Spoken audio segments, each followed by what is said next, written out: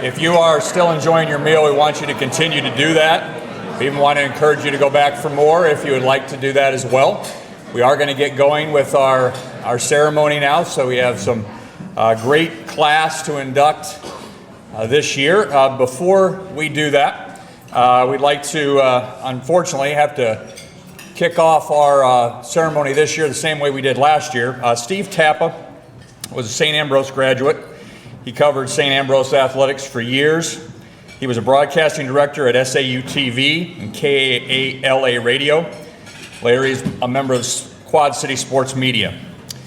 So he was a voting member of our Hall of Fame. In fact, he was part of the committee that elected tonight's inductees. Steve did pass away unexpectedly in June. We'd like to take a moment to remember Steve and just take some silence here before we get going.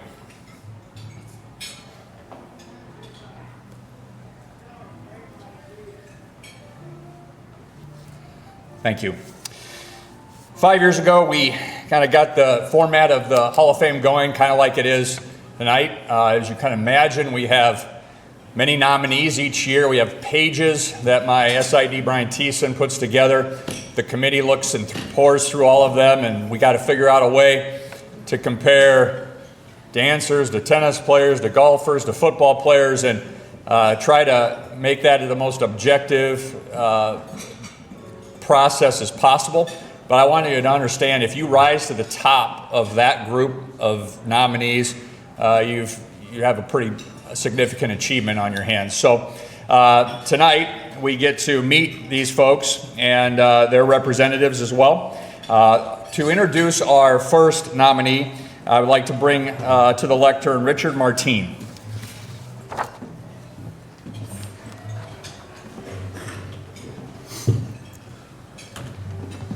Good evening, everyone. My name is Richard Martin. I'm proud to be Randy's tennis doubles partner here at St. Ambrose and best friend for 34 years. Randy and I both reside at Southern California. I'm also the former St. Ambrose men's tennis coach, graduate assistant. First of all, I would like to thank the St. Ambrose Athletic Department for setting up this wonderful event. I would also like to thank St. Ambrose University, in behalf of me and Randy, for giving me the opportunity to live out our American dream. It is with great honor and privilege to recognize and celebrate the incredible accomplishment of St. Ambrose University's winningest tennis player, Randy Rafael. Randy's achievement on and off the court have not only brought pride and recognition to St. Ambrose, but also have set the standard for excellence for future generations. From the first time I saw Randy play tennis, it was clear he possessed a combination of talent, determination, and passion for the game. He was born in the Philippines and came from a talented tennis family. His older brother was the #1 tennis player in the Philippines.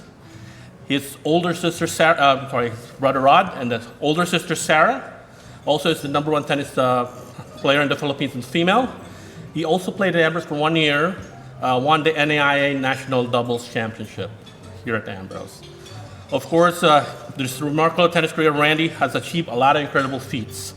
He was the #1 ranked junior tennis player in the Philippines for multiple divisions, from 14s, 16s, and 18s. He's the member of the Philippine junior tennis team representing the country of the Philippines in multiple international competitions. Went to a lot of different countries like Japan, Hong Kong, Malaysia, and here in the United States. While playing tournaments here in the United States, he got recruited by our coach, Sheldon Weiner. Shelly has a keen eye for talent and has built a strong foundation here in St. Ambrose, giving opportunities to talented international players. We got a lot of different players from a lot of different countries: Argentina, Brazil, South America, Europe. Randy has a singles record of 93 wins, 29 losses, and in singles, and 78 wins and 33 losses in doubles.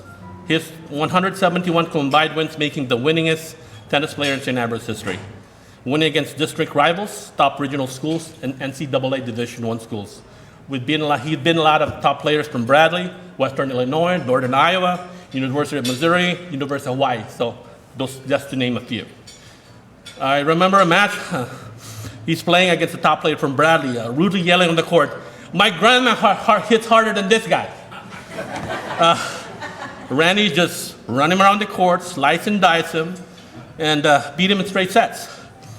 He's a rock-solid counter-puncher with skilled hands. Randy is an expert in how to troubleshoot and to exploit the opponent's weakness. Big things do come in small packages. But beyond the statistics, what truly Randy sets apart is his sportsmanship, humility, dedication to the team. He always made sure to lift others up, to support teammates, and to embody the true spirit of competition. Thanks for helping out with my backhand, man.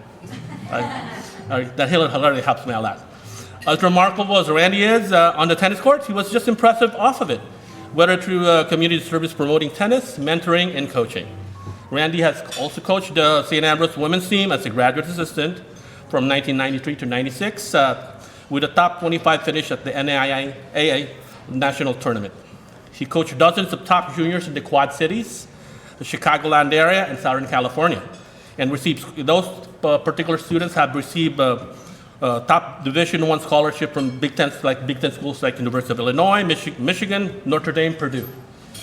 He is also a kind, supportive, and loving dad for his son Michael, daughter Mia, and Gina, who is also an Athletic Hall of Famer for tennis. So I don't know if that's the first here in Ambrose, husband and wife combo, Athletic Hall of Fame for tennis. Today, as we celebrate Randy's introduction to the Athletic Hall of Fame, we not only honor his past accomplishment, but we also recognize the enduring legacy. He will be remembered as the shining example of excellence, perseverance, and heart. Please join me in congratulating Randy Rafael as we welcome him to the St. Ambrose Athletic Hall of Fame.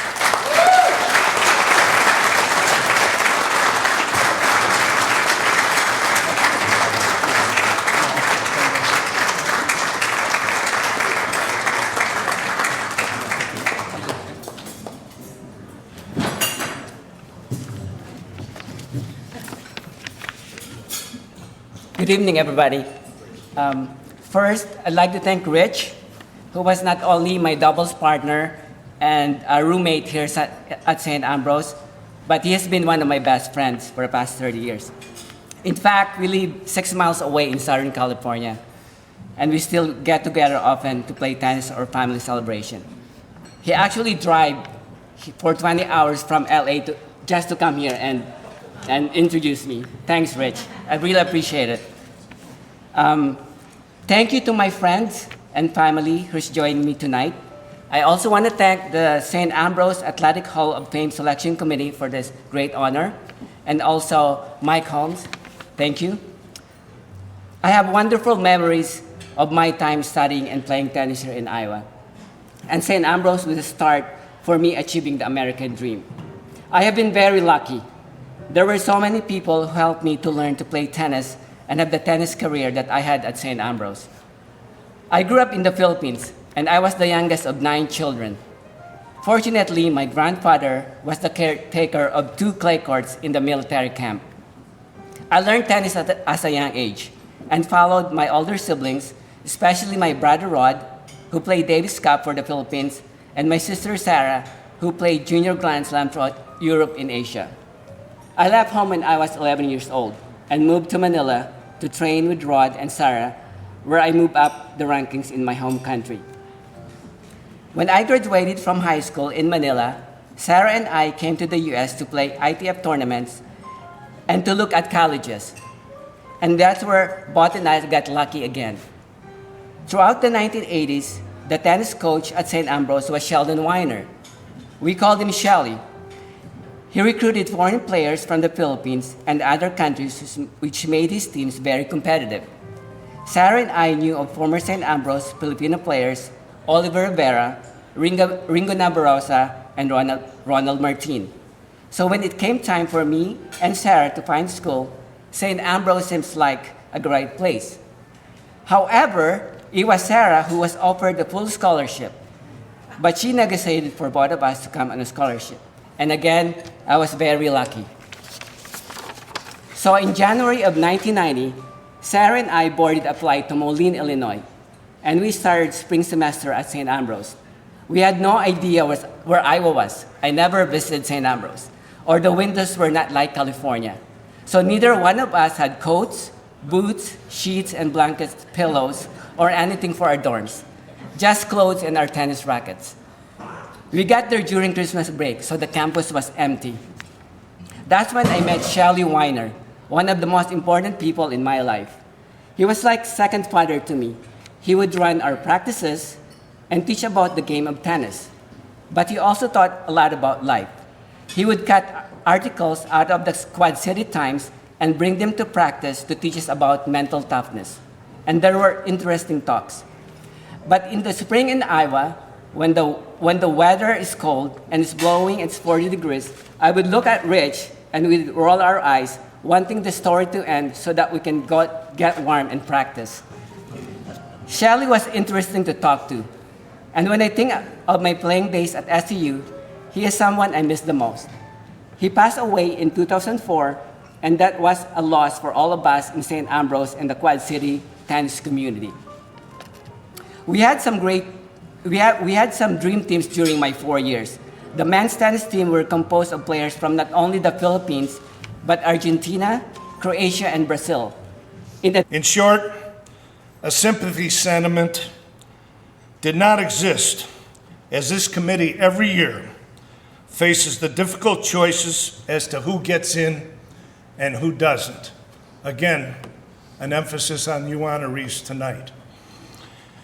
Knowing the end of his life was near for Jerry, and thanks again to Mike Holmes and St. Ambrose, a celebration organized by Jerry's loving wife, Janine, of 43 years, was held in Brookfield, Illinois on Sunday, August 11th. In the presence of family members and many dear friends, Jerry's induction was announced, and he was thrilled to receive the beautiful clock commemorating his selection to the Hall of Fame. I could tell he had a sense that his life was now complete, as he loved St. Ambrose and took great pride in representing this precious and great institution. Several of Jerry's records are mentioned in the programs at your tables. The 3-mile record, back then, now it's meters, being the first winner of the Quad City Marathon, and the record-shattering run he had at the George Wythe Road Race in Cedar Rapids, which I remember very vividly, was one of the premier races back then at that time. And that's where Jerry left a lot of Division I runners in the dust.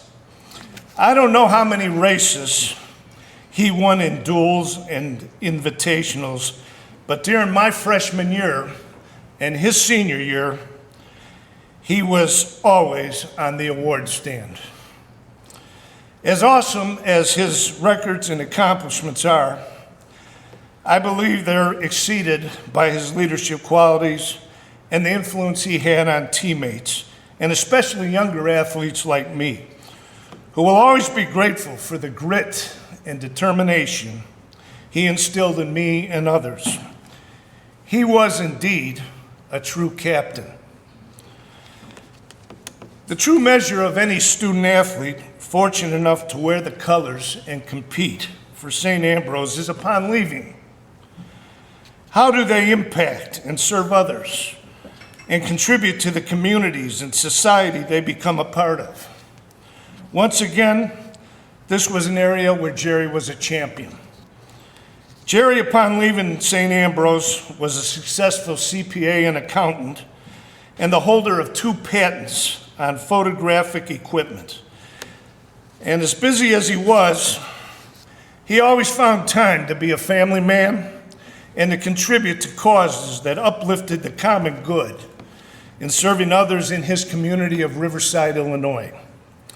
He served as a city council trustee, and he was active in promoting outstanding citizens to sit on school boards. And he enthusiastically shared his immense talents whenever the opportunity presented itself. While we celebrate his athletic prowess tonight, his enduring legacy will be his community spirit and the loyal friendship he provided for so many. At this time, I'd like to ask his son Keegan to approach the podium, please. and he is a distant runner himself. And Keegan, I just want to say, Coach Owen back in 1972 was right. Your father was that one person who could make a difference that nobody else could. Ladies and gentlemen assembled here this evening, it's my great honor to ask you to join me in celebrating the induction of Jerry Buttimer into the St. Ambrose Athletic Hall of Fame as a member of the class of 2024.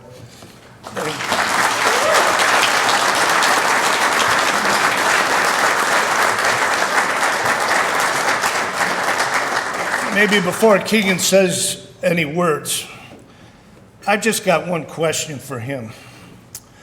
I knew your old man pretty well, and I know how much he wanted to compete against Loris and Augustana, and I just got one question. How the hell did he let you go to Augustana? Ladies and gentlemen, Keegan Buttimer.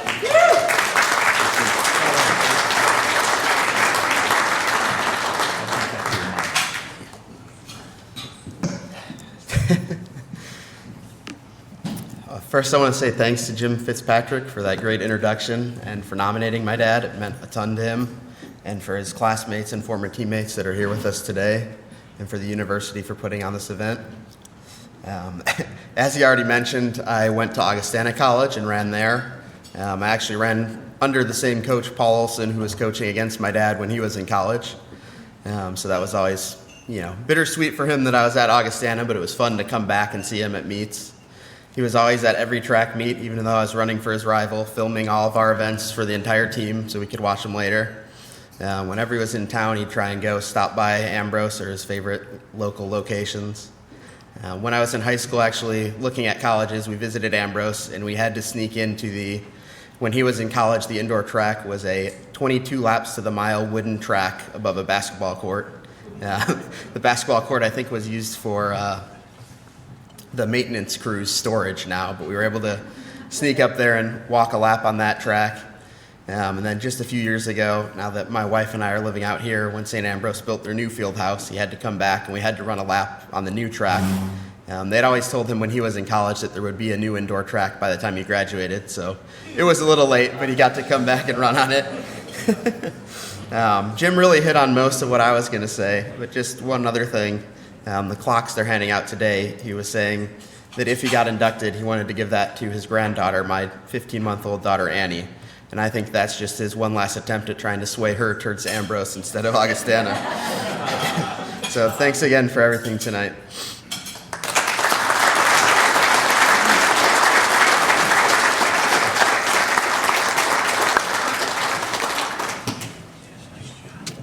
To introduce our next inductee, I'd like to invite Mr. Larry Schroeder, collector.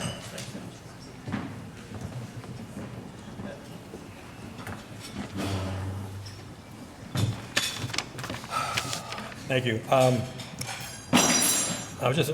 My wife, as I sat down to eat tonight, my wife gave us a little bit of advice, and she said, don't spill on yourself. So my tie is clean, and I'm still looking okay, I hope. So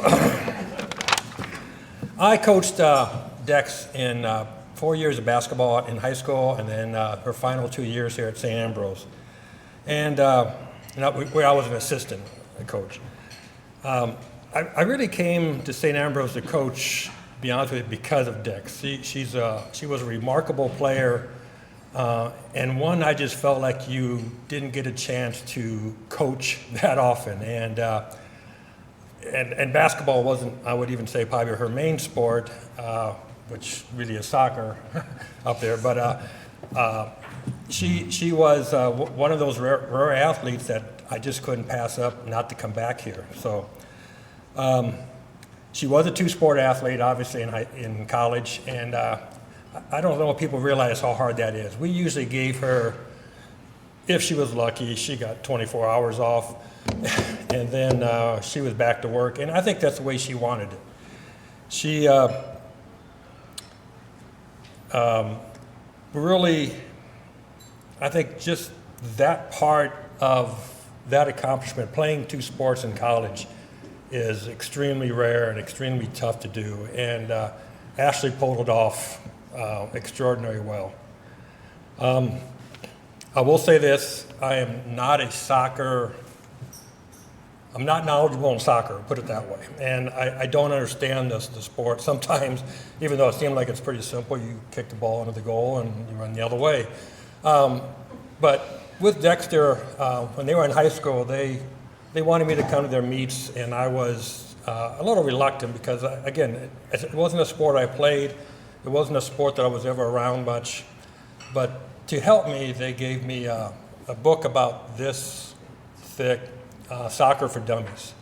And I can't understand why the book wasn't 5 pages instead of this much. But I just didn't understand the sport, but I did enjoy, and she made me go to watch her first game as a freshman. And again, I was extremely amazed at her ability. She was one of the most determined, hardest working, and smartest players I ever coached. It was really like just having a second coach on that floor. She, a lot of times I feel like we read each other's mind. It was a great experience to have as a coach. She always gave 100%. I'm sure like all these inductees had to do. But there was also something special in that last 2 minutes that she could pull out that critical shot and make things happen and give us a win many, many times. We had one play we would run. It was a full court.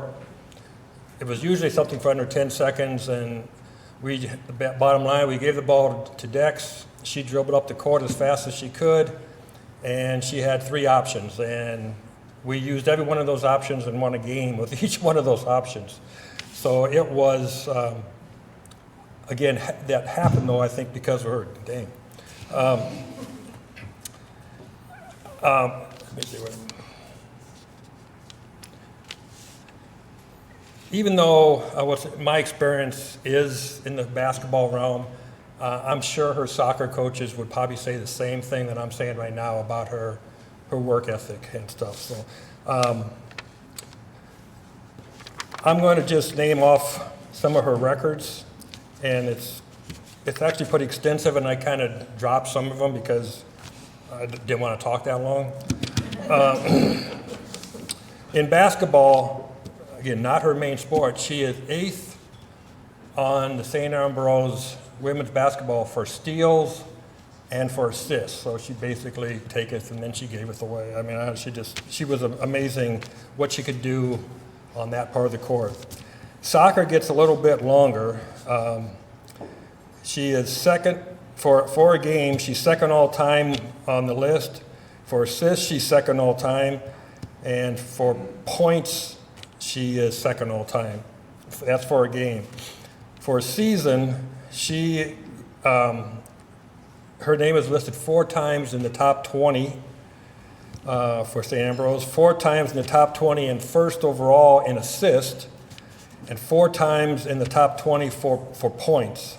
I may have to ask somebody how you get goals, assists, and points. I kind of think goals and points would be the same thing. But in a career, she had 6 hat tricks, which I believe is 3 goals. Thanks, Dex. She's first for career goals, first for career assist, first for career points. In her freshman year, she was newcomer of the year in the conference. She was all conference 4 times 4 times in the program history. Only 4 players have done that in the program history. She was academic all conference 3 times, and I'm a little surprised at that because she's a pretty smart kid. I thought she could have done all 4 myself, but conference player of the year in 2010 and 2013. I should mention Dex injured her knee after her sophomore season, so she missed a whole year of playing soccer and basketball. So some of her records, she has 2 years, then skipped a year, then 2 more years. And she was an All-American 3 times, 2009, 2010, and 2013. And so a lot of honors for the girl, and obviously she deserves this. I guess one last thing is I feel very fortunate as a coach to have been able to coach a player like Dexter. I feel even more fortunate right now that I call her a friend, and you don't always get that relationship all the time. She's important to me. So, ladies and gentlemen, Ashley Dexter.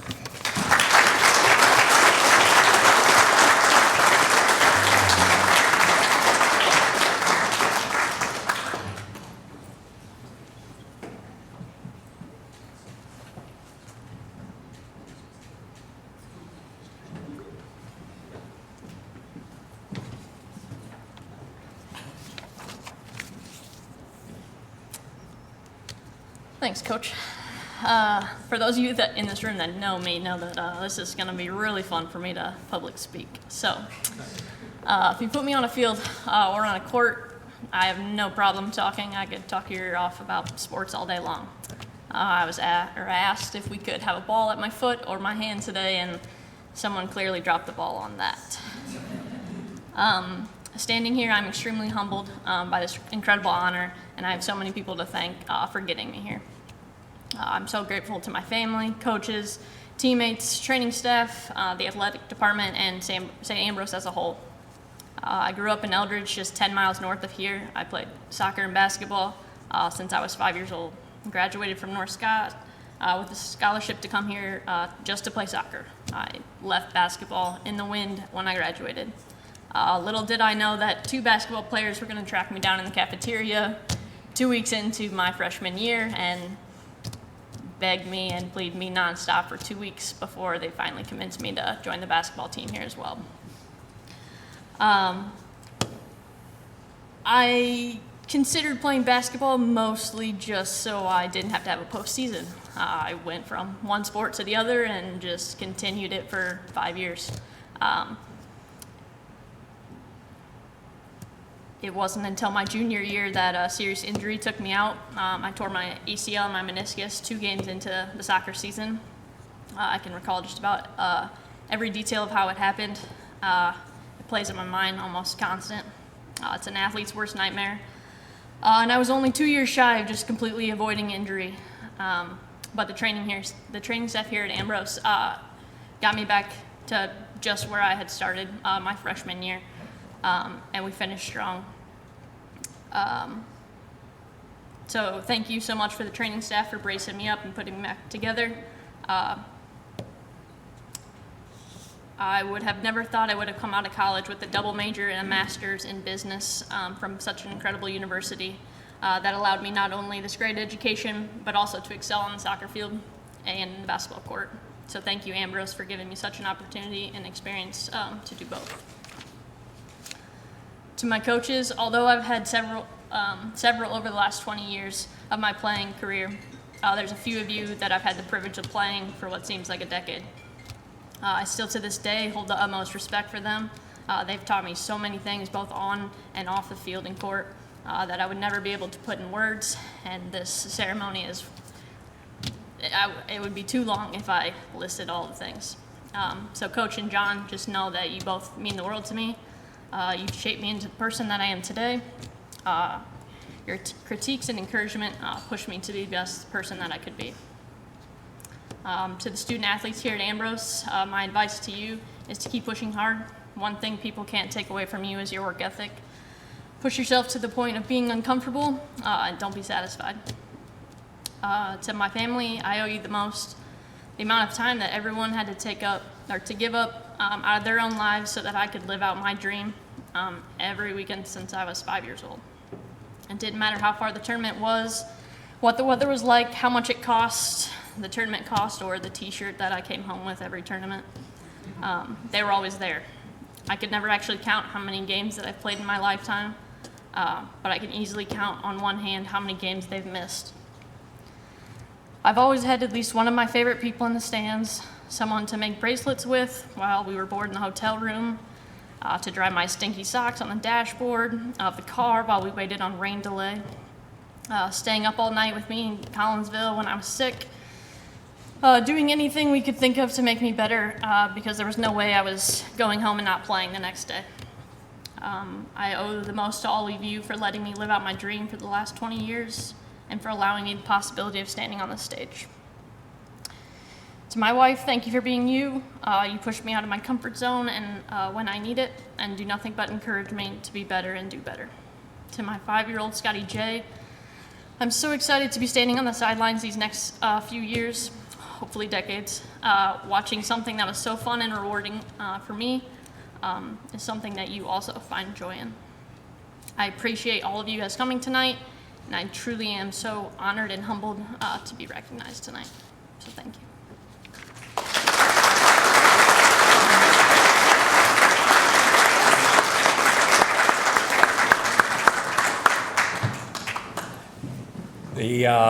The Legacy Award for our next recipient. A year ago, the committee voted to start a Legacy Award, not for our athletes who have distinguished themselves, but just for somebody who has, over a lifetime, brought positive vibes, attention, or work to the St. Ambrose Athletic Department. It's a huge department. We need all the help we can get, and some people just distinguish themselves in what they have done for the program. So this will be our second recipient of the Legacy Award. To introduce our recipient is Mr. Don Doxey.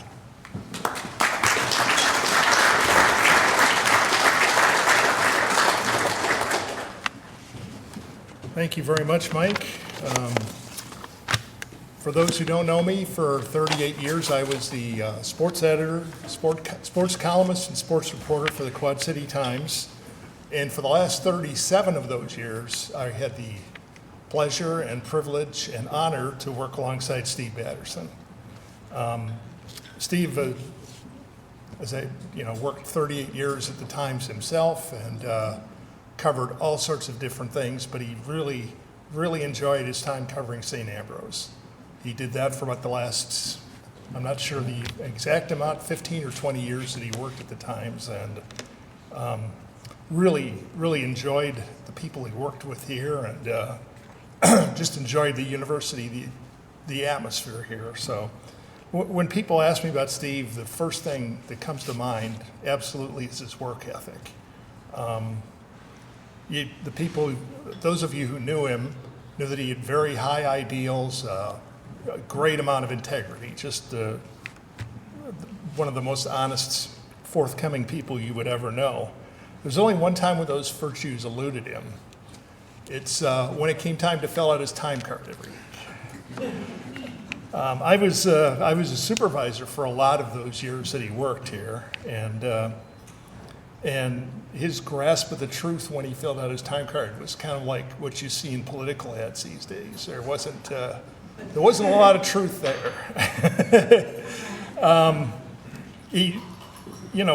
Being a supervisor was actually a very easy job. You just turned him loose and he did everything you could possibly want done and more. And he was entirely self-motivated. But reporters at the Times were supposed to work 40 hours a week. They were paid an hourly wage.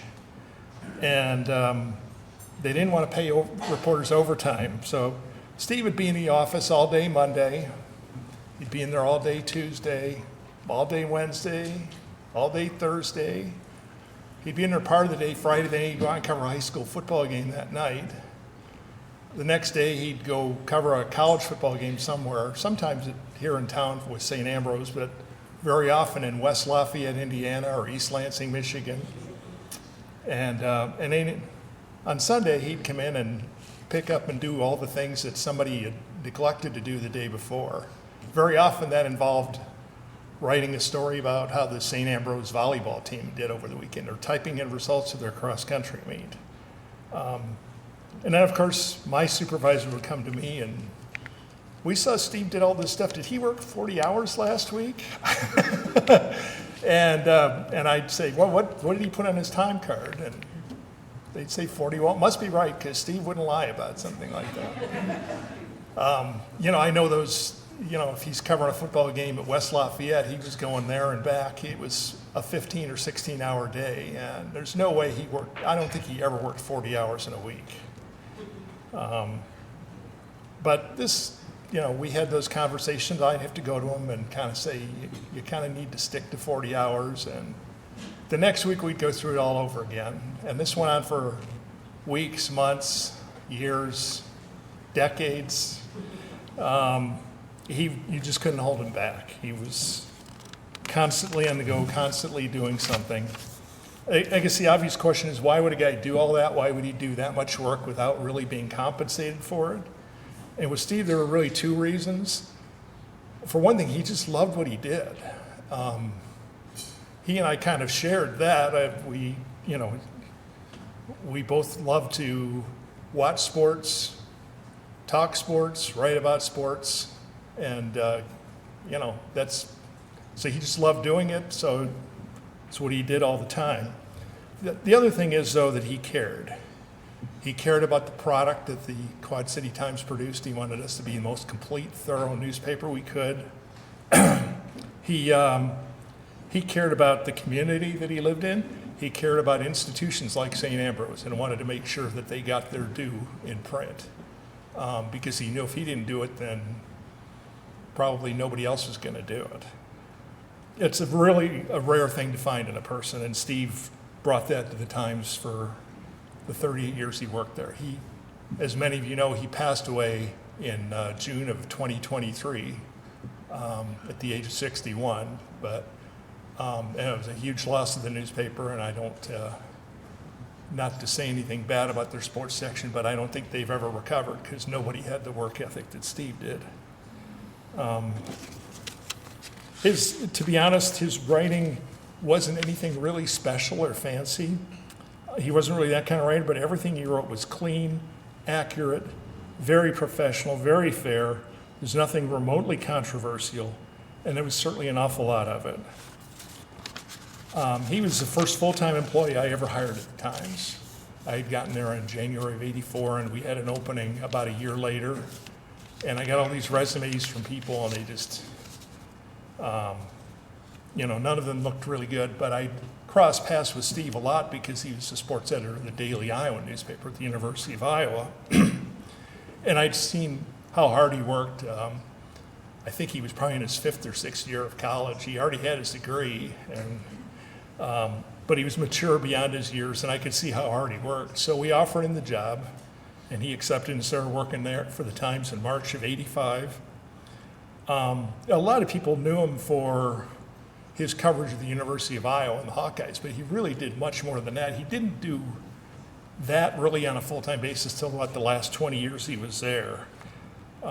We started him out covering, being the main guy on our afternoon edition, which was obsolete even then, but we still did it.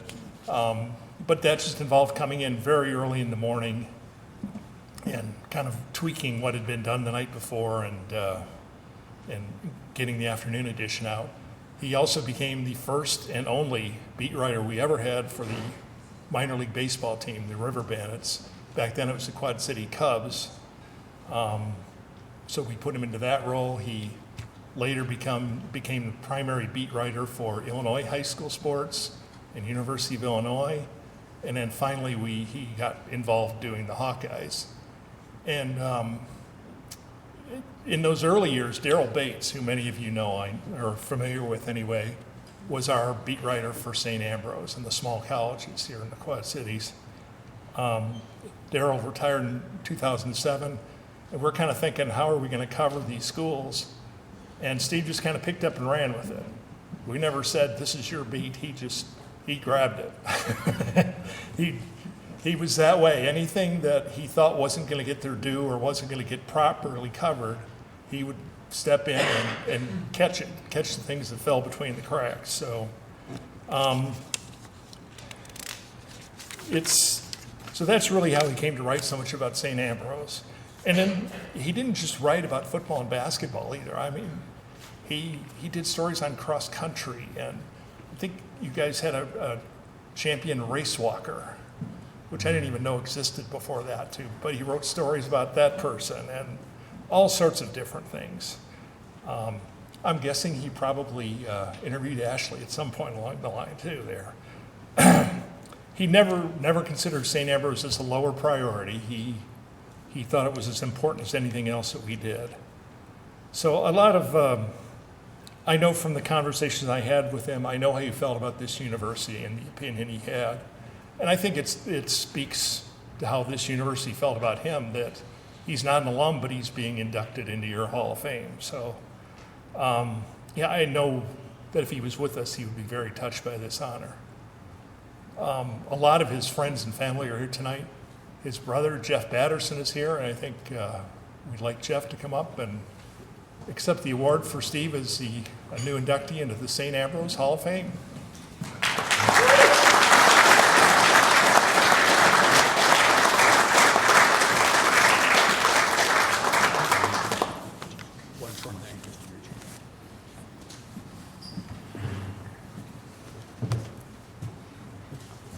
They told me I wouldn't have to speak, so that was the only reason I showed up tonight.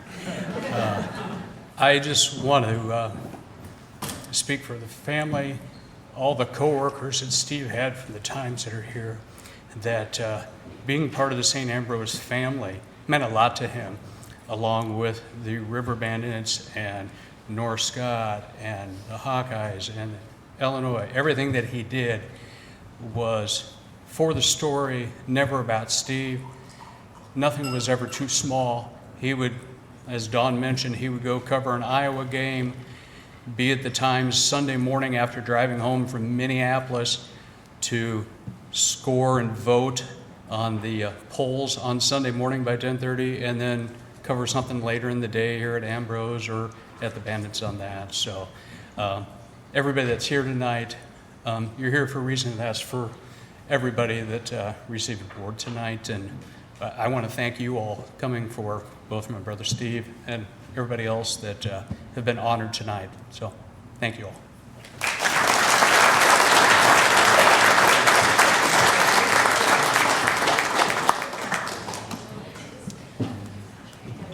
I'd like to invite Tim Kilfoy forward to introduce our final recipient.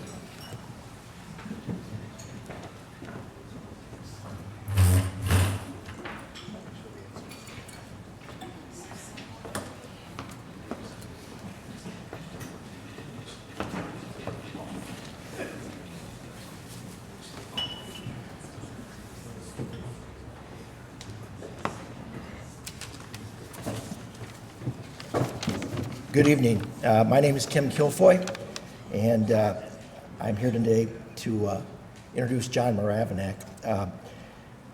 It's kind of interesting to see all the people that are here, just former athletes and friends of John's, and just to hear these stories tonight.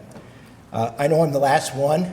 I don't want to keep you forever, but just like everyone else, there's a lot of things that we'd like to go through. First, I want to thank Mike Holmes and Brian Thiessen and the selection committee. John graduated 51 years ago, and we got him in. My point is this: for a while there was a tendency to put people that had been out 10 years, 15 years, and we kind of forgot about the old timers. And that was a golden era. And so to Mike and to Brian, to the committee, thanks for getting these people in while they can enjoy it. So it's interesting, the process that started this off with John's nomination. I was at an event once, and Jim Stangl, the vice president of advancement at the time, cornered me and he said, "Hey," he goes, "you ever heard John Mravinac?" And I go, "John Mravinac?" I said, "I was the ball boy. I was the water guy. My dad was the coach of the team that John played on, recruited John." He says, "Hey," he goes, "there's this guy named Joey Owenowski that goes to every alumni event I'm at, and he gets me in the corner and he rips into me why John's not in the Hall of Fame." And he goes, and then all of a sudden, Joey Owenowski's got these other people calling me, and they're all saying, what's the deal? And so Jim said, is he worthy of Hall of Fame? And I said, yeah, he sure is. I said, I watched most of the games that he played and knew of some of his records, not all of them. Towards the end of my dad's life, he said, we got to get Johnny in. We didn't do it, but when he passed, I found all of his stuff all these articles, all these stat sheets, all these pictures. And I said, boy, we got a case, so we're going to put this together, get Joey Olenowski off of Jim Stangel's back, and get John into the Hall of Fame. Just to kind of set how this all played out for John. How many people here were around, were alive, remember Woodstock? Raise your hand. There's more old people here tonight than I thought. This might not work. How about how many people in this room remember the moon landing? All right, we're all aging ourselves, okay? And of course, how many people remember every single night watching the Vietnam War that was going on? Okay, that's when John came to St. Ambrose. St. Ambrose was a small school. It had only been co-educational for 1 year. If you look at the campus today, it's beautiful. I think there's like 35 buildings. They own like 30 houses. It's a real college campus. When John came in 1969, there were 7 buildings. They had just completed a women's dorm. There was 1 men's dorm. They were working on the Fine Arts Center. There was not a lot. Now, there's a bunch of guys in the back. Let's raise our hands here. How many people never played an Ambrose basketball game on a home court? Raise your hand. We got Al Williams, Mark Dorfelt, we got John, we got Ray. I think, where's Phil? It was at Assumption High School, okay? Ambrose practiced in a gym that was built in 1917. It was worse than any gym any high school player ever played in, and somehow we got players like John to come from Hammond, Indiana. It's interesting how John was recruited. Think about this, what a novel idea. A former Ambrose Basketball Hall of Famer, I'm gonna let you tell the story, John, tipped my dad off, hey, there's this kid in Hammond that could play at Ambrose. And when John graduated, John got a job offered to him by a former Ambrose basketball player. What a novel idea. We should be doing that all the time. Okay? All right. So John came to St. Ambrose. I remember this as the ball boy. John had a hook shot. Nobody shoots a hook shot anymore. John shot it left-handed. Okay? It was a thing of beauty. Okay? During John's time there, when we start to talk about records and you compare eras, all teams across the country, whether it was Iowa, UCLA, anybody, they played 24 games a year. Okay? 24 games a year. Everyone played 24 games a year. Today, in the last probably 30 years, teams are playing 30, 35, 40 games. And so when we start to look at points and career totals and things like that, it's a little bit different story. Okay? John was a 3-year starter. Again, I said he never played on a home court. When they showed up to play at Assumption, they got the same warm-up as the team that drove down from Dubuque or the team that came across the river from Rock Island. In looking at his stats, he's in the record book 7 times.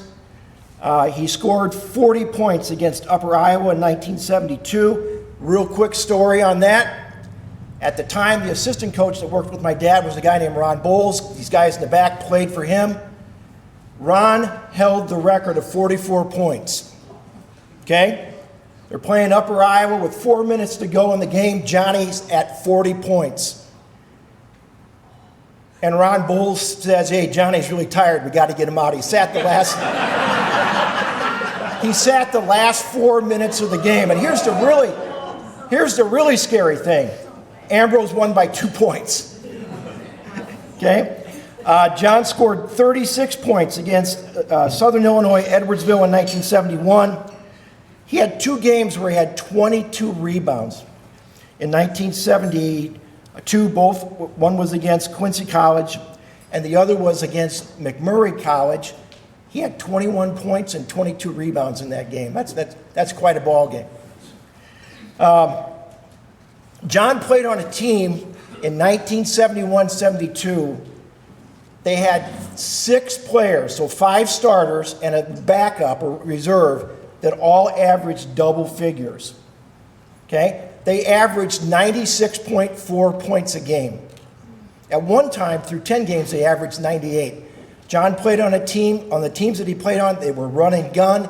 They fast broke. They full court pressed all the time. Now, my dad was really proud of that 96.4. I used to remind him, I'd say, Coach, I think your defensive average is about 96.2. During his career, John scored 918 points. He had 572 rebounds. John, at times, he was 6'5", was asked to play center. And that's kind of a short center, but he did it. Did what the team needed him to do. In 1972 and 73, he was the captain of a team that went 15-9, which was the best basketball record since 1954-55 season. God, I forgot to do this. This took me all day to do. Johnny, stand up. Just stand up for a second here. God, I forgot about this. All right, you see John there? This is the John I'm talking about right here. Okay? Now, we both had a lot of hair in college, John. All right, sit down. Okay, I'd also like to just point out, I talked about those games where he scored those high points. But John and I see each other out about town. We'll be at a restaurant or whatever, and I'll walk over and he'll have somebody, some guests with him. I'll go, hey, Johnny, this guy scored, 40 points in a game or 36. But there were two games that I'd like to point out. It's kind of ironic. We heard Loras College in Augustana tonight. Again, I'm going to use the thing. What a novel idea. Okay? In 1970, St. Ambrose played Loras College at the Assumption Gym. Loras College bought 7 50-passenger charter buses down with students on it. St. Ambrose was up at Finley's Tap up on Locust Street, the students. They marched from there to the Assumption Gym, and on the way, every single one of them collected garbage can lids that they bought into the game and used during the game. Some of these people remember this, okay? There were 3,000 people there. There were people that sat on the floor next to the court and all the way around. There were 2 rock bands, one on each balcony, that played during every timeout, at halftime, and just any time they could get their music going. The place rocked. They played for a trophy called the Victory Bell, and they won. Okay? So Johnny, I remember that game. The other one that I always point out to John, and this was one where he didn't score a lot of points, but he did what the team needed. Augustana College used to have one of the best small college holiday tournaments in the country. And at the time when John played, Augustana was ranked number 2 in the nation in NAI. They finished second 2 years. And back then, the NAI had about 500 schools that played basketball. Augustana would always invite Ambrose because it would bring a crowd. They would always bring a very tough, strong team for Ambrose to play. They'd play Little Sisters of the Poor, and they would set it up so that they would play a really good team and beat them. So when John played, they played Western Illinois one year. They played Southern Illinois, Edwardsville. They played Wayne State out of Detroit. And all 3 years they won to get into the championship game. Now the guys in the back, Mark Dorfelt, Ray Shevlin, Al Williams probably remember this. For a very short period of time, there was something called tartan court. And they got rid of wood basketball courts and they had rubber basketball courts. And Augustana had one of the very first in the country. During that tournament, there was 3,000 people there. And the first night, Ambrose beat Wayne State. And the starting center, 6'8", Mark Kedziar, sprained 2 ankles on that rubber turf. There was no give. Everybody sprained ankles on it. So the next night, they're playing for the championship. 6'5" John Mravinac has to go up against Augustana's All-American, 7' John Lang. Okay? That was John's job, was to guard John Lang. And again, I said John didn't score a lot of points that night because John Lang was guarding John. Okay? But I always told John, I've never seen somebody fight like he did. So, there's John. Here's John fighting with John Lang right here. 6'5", pulling a rebound down against a 7-footer, okay? So John, that's the game I remember, all right? Okay, so John graduated in 1973. It's my pleasure to have him come up and be inducted into the 2024 Hall of Fame. John Mravinac.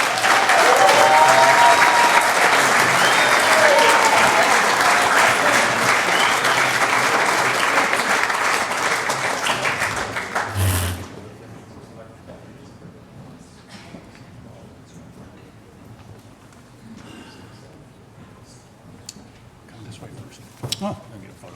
Okay, Mike.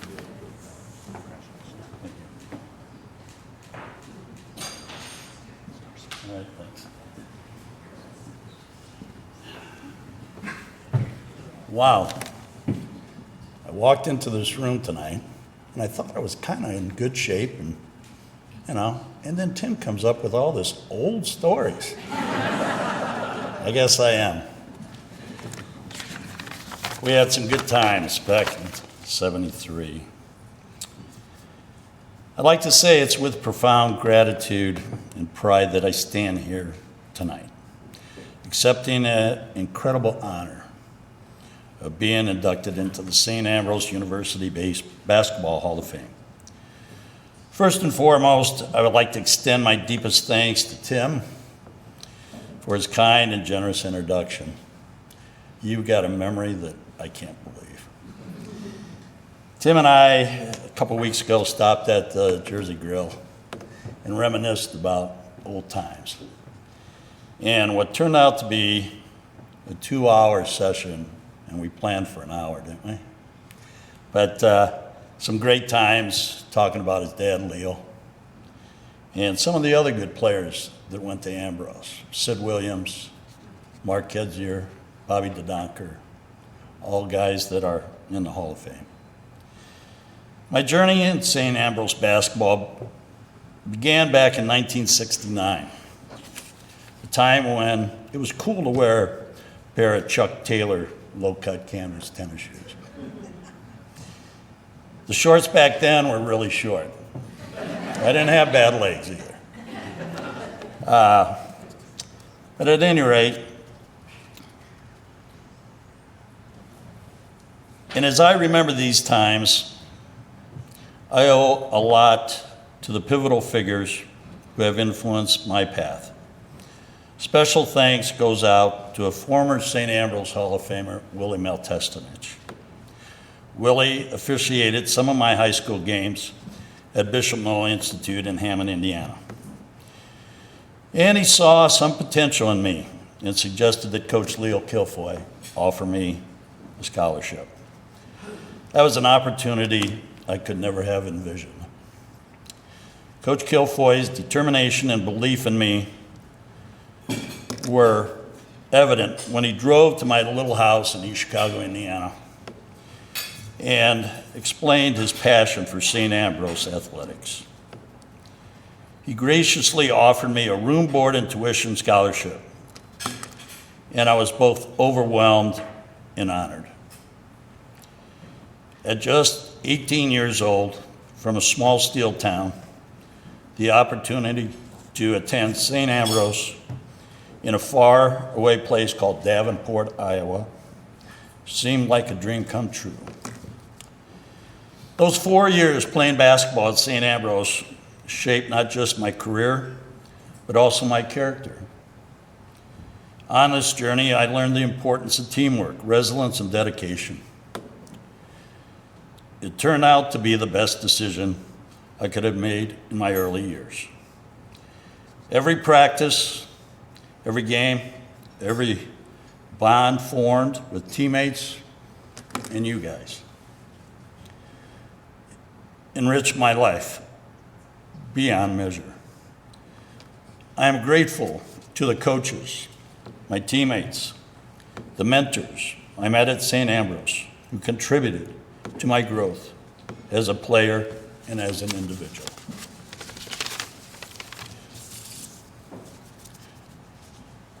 By accepting that scholarship, I not only had 4 years of playing college basketball, obtaining my college degree, starting a business that I still operate today.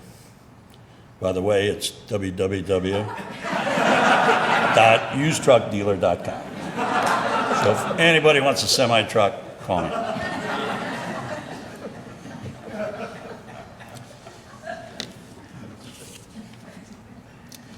I also met my first wife, Jane.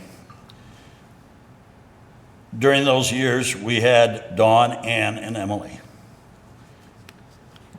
In the last 50 years, I have been pleased and blessed with 8 phenomenal grandchildren, 3 wonderful son-in-laws. The story continues when Jane passed away, and I met Bubby, the spark of my life. I thank Bubby for everything she has done when I most needed her. This is a small capsule of my life that all started when Coach Kilfoy drove to that little town in my little house and offered me a scholarship.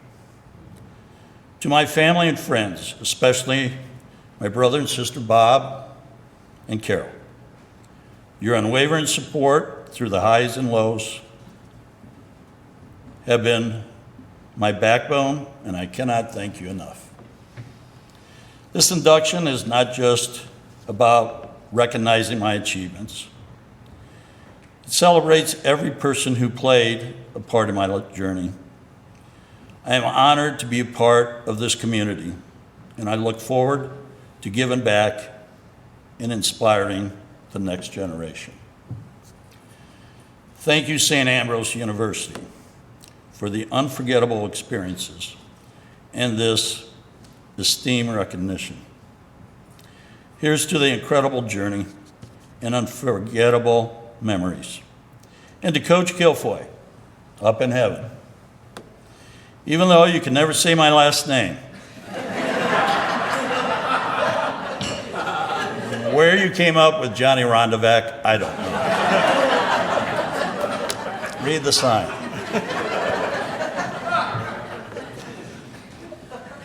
I will never forget you during one of the quietest times during a ball game, and the defense was intense.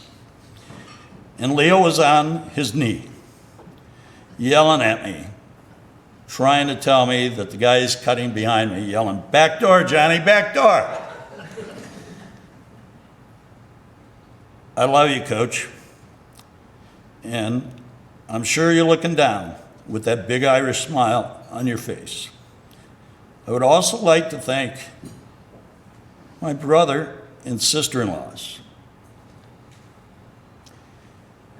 who some great guy,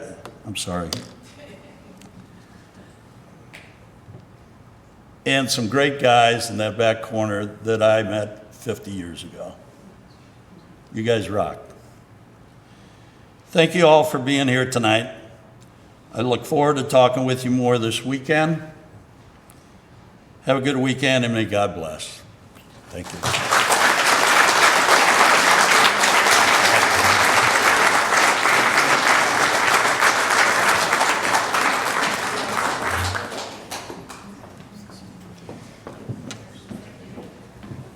30 seconds of housekeeping, 1 minute of closing remarks, and we get you on your way. The housekeeping part, inductees and those who received awards on behalf of someone tonight, Brian will be getting a photo up here, so as soon as we're done, before you start talking to folks, we want to get all of you in your picture here, so please come up and do that. 2, I don't know why I'm doing this to myself, but you have a way to nominate people on your table there. There's phone numbers, email addresses, QR code for those of you who figure that out. You can nominate people for the Hall of Fame. All you really need to do is give us names. We do the research. And we apparently need more pages of nominees to sift through. So if you have somebody, let's make sure that we do that. The final piece of housekeeping is, I don't know if you know this, I coached a while, 30 years before doing this gig. I learned pretty early when you coach, you got to do one of two things. You either got to be good or you better find good kids to make you look good. And so I did the latter. I always try to get really good players to try to compensate. I do that as an AD. I'm not very good, but I have just phenomenal people around me. I'll talk about my coaches in a minute, but for tonight, if you enjoyed the slideshow, that's Brian Thiessen and his assistant Kirsten Janin, who put that all together. My two kind of administrative people, Jim Callahan and Chris Kistler, are here, who are just awesome at doing the athletic administration stuff. And then got to make Caitlin stand up in the back because this is her thing. She hadn't been feeling that well in the past 6 months, but she made this happen. I think that team is partly as coach. We have a lot of our coaches that are here tonight. I'm sure they've introduced themselves. They're scattered around here. My president kind of stole my thunder a little bit, throwing statistics out. I thought I was going to do that. She's president above me, so she gets to do that. But I want to just call attention to what she said in case that didn't sink in. For 8 consecutive years, St. Ambrose is number one in the NAIA at scholar athlete teams. That's just amazing. As the AD, I get reports every Monday of who misbehaved the week before. We have 1,000 athletes on our campus. You would think that that's going to take most of my Monday. I literally get 1 or 2 a week, and a lot of times it's Johnny had a cat in his room. It's unbelievable the level of our athletes here, and that happens because our coaches are providing that type of guidance and recruiting the right type of people. And again, in case you didn't hear it, of all the programs in the nation, if you take across the board every athletic program, we have 31. Scored by an objective measure, we're 17th in the nation last year, beating Olivet Nazarene, who was 18. Oh, boo-hoo for them. We were number 17, led our conference in a national ranking of the Learfield Cup, which is an objective measure of you across the board. So this group of student athletes is doing it all. And that's why I like this night the best, is because our student athletes see what came before them and the impressive resumes and lives of people who were St. Ambrose Fighting Bees before them. But I also want you folks who look back on your time here with some fondness and understand that you're in pretty good hands with the kids that we have now. And that's what this is all about, is there's this blue line. Although marketing doesn't know what type of blue we want to be, but there's a big blue line, and it's pretty impressive all the way across the board, from John and his era all the way to what's going on now. So hope to see you all at the football and soccer games on Saturday. Our inductees, if you will be there at the end of the first quarter, you'll see Chris. Wave Chris. Chris will be down in the field. She'll escort you out. We'll do a quick little blurb. You don't have to speak at that one. And then our football team will win, our soccer teams will win, and all will be well. Thank you for attending tonight. Congratulations again to all of our honorees. Come up and get your photo.